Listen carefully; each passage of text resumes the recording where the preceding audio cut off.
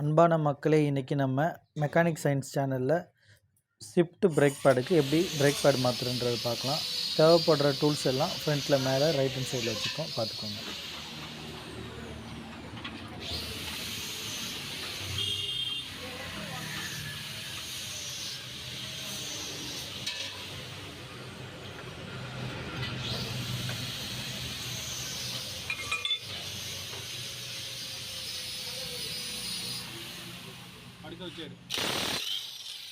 Jackie போட்டு first நம்ம 4 19 size நட்டை கழட்டிக்கலாம்.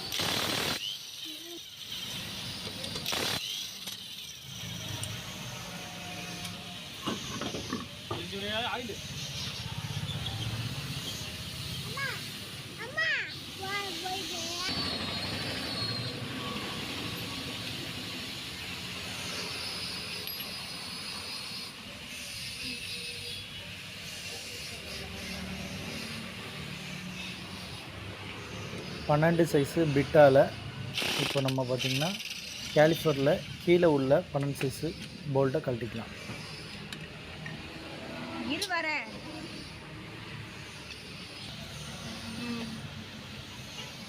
இப்போ லாங் சைஸ் ஸ்க்ரூ ட்ரைவரால் உள்ள பிஸ்டன் வந்து பிரேக் பேட் தேஞ்சனால ஃபுல்லாக வெளியில் வந்திருக்கும். அதை ஸ்க்ரூ ட்ரைவரால் மறுபடியும் ரிட்டன் உள்ளே தள்ளுறோம். கொஞ்சம் கொஞ்சமாக அழுத்தி உள்ளே தள்ளுறோம். மொத்த பிஸ்டனுமே ரிட்டன் உள்ளே போயிடணும். அப்போ தான் புது பிரேக் பேட் மாட்ட முடியும். பிஸ்டன் உள்ளே தள்ளணுன்னா பிரேக் ஆயில் வெளில வரும், அது ஒரு ப்ராப்ளம் இல்லை. இப்போது பிரேக் ஆயில் டப்பா மூடியை ஓப்பன் பண்ணி அதில் ஏர் சர்க்குலேஷனுக்காக ஓப்பன் பண்ணி வச்சுக்கிறோம். பிரேக் ஆயில் நல்லா இல்லைன்னா நம்ம தேவைப்பட்டு கூட கேலிஃபரோட மேலே உள்ள போல்ட்டை கழட்டி நம்ம சேஞ்ச் பண்ணிக்கலாம்.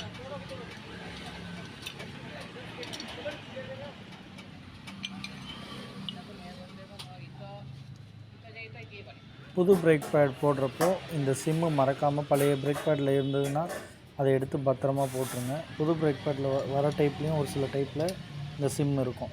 அந்த சிம்மு ரொம்ப முக்கியமானது. அப்போ தான் பிரேக் பேடு பெடலு உதறாமல் இருக்கும். அதுக்காக தான் அந்த சிம் ரொம்ப முக்கியமாக போடணும்.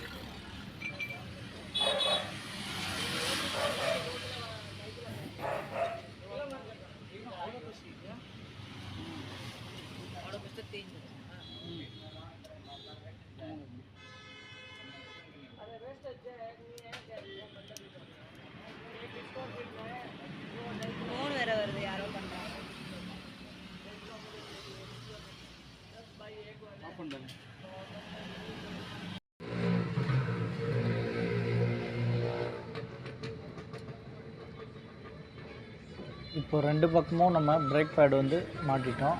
இப்போ பாருங்கள், கீழேயும் மேலேயும் அந்த கேலிஃபர் பின் வந்து ஃப்ரீயாக இருக்கணும்.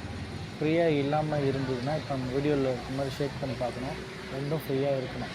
ஃப்ரீயாக இல்லாமல் நம்ம அதை மாற்றோம் அப்படின்னா பிரேக் பேடு சீக்கிரம் தெரிஞ்சு அது லைஃபு போயிடும். பிஸ்டன் ஜாமாக இருந்தாலும் பிரேக் பேடு சீக்கிரம் தெரிஞ்சிடும். அதனாலேயும் பிரேக் பேடோட லைஃபு கம்மியாகிடும் நண்பர்களே.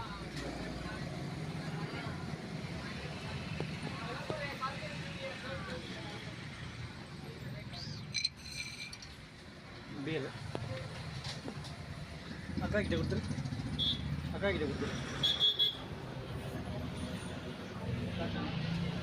ரெண்டு வீல்லையும் மாட்டி முடிச்சிட்ட பிறகு பிரேக் ஆயிலோட லெவல் செக் பண்ணிக்கோங்க நண்பர்களே.